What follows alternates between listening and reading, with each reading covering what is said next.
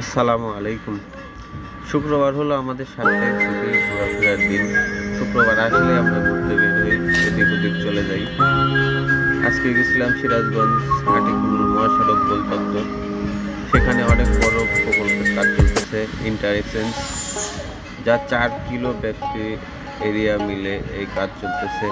পুরা 4 kilo area মিলে যত বিল্ডিং, স্থাপনা, হোটেল, ব্যবসা প্রতিষ্ঠান যা কিছু ছিল সব কিছু ভেঙে দিছে।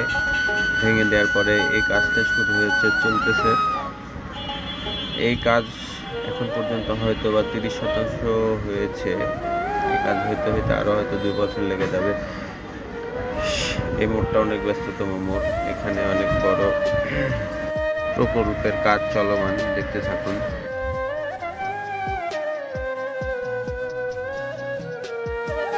এখানে ছিল ব্যস্ততম হোটেল ফুড প্লেস প্লাস, তাও ভেঙে দেওয়া হয়েছে সময়ের সাথে। যেখানে প্রায় প্রতিদিন হাজার হাজার গাড়ি দাঁড়াইতো। উত্তরবঙ্গের প্রায় 40% গাড়ি সেখানে দাঁড়াইতো।